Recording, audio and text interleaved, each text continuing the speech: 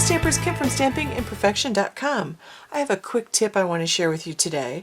A couple of weeks ago I shared a video about how to create hills, like rolling hills when you want to do a scene. While I was making the video, I was having a ridiculous amount of trouble getting my inks to blend well. And the reason I discovered was my ink pads were super dry. I've since re-inked all my ink pads except for my Distress Oxides. So like when you're using whatever blender brushes you use, you should be able to easily get inks to blend. Like I haven't done my Distress Oxides yet, so you'll see what I mean here. But as I put layers on, I should be able to get a beautiful, smooth blend, just like this. And I could keep going and have this be perfectly smooth. Like, your blending should look like this. It should be, like, this is an ombre, or it was an ombre. It doesn't look very ombre today, but I was really enjoying my ink blending this day, but this was after I had tried to do some ink blending on this card, and I got a big blob on it. And not only did I get a big blob, but my brush wasn't clean, so I had a dark big blob when I was trying to use, this is Peach Perfect from Altenew. And so I re-inked my ink pad and went over it again using the same brush after I cleaned that brush off, and I got a perfect blend. And I'm using the same paper I was using in that video, and you can see here this is really a perfect blend. So the key, if you want to get good ink blending, is you definitely need to have like your ink pads really inked well. And I'm trying not to start off the side of the paper because I want to show you that even when you don't start off the side of the paper, like with the Tim Holtz blender brushes, these with the felt pads, you always had to start off the side because it would give you those big blobs. But when you're using these style of brushes, these are from Picket Fence, and they're actually just lovely. Like, I really love them. So you don't have to start off the side. You will get a beautiful ink blend even without starting off the side.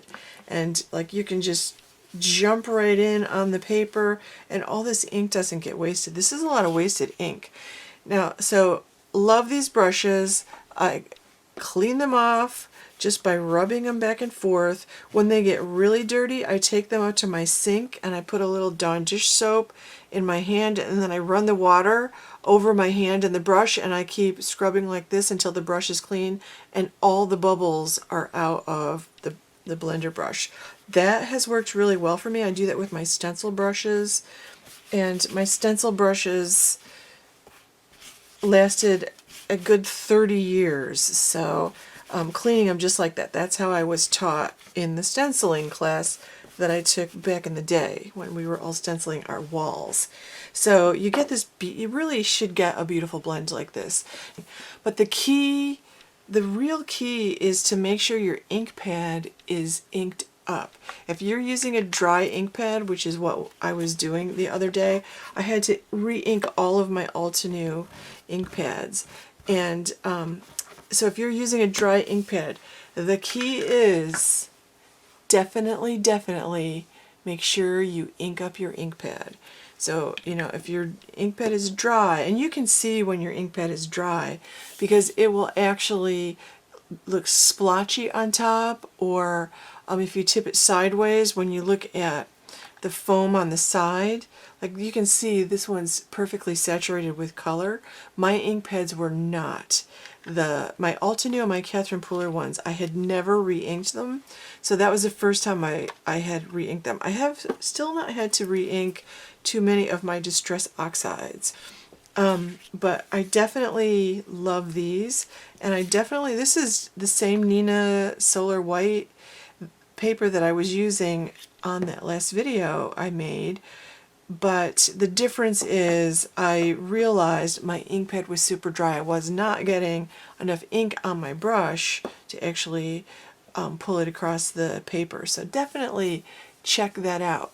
Maintenance of your ink pads is really important, re-inking them periodically. And for me, my ink pads sat in a cold, very dry basement all winter, and they really did dry out a lot, surprisingly.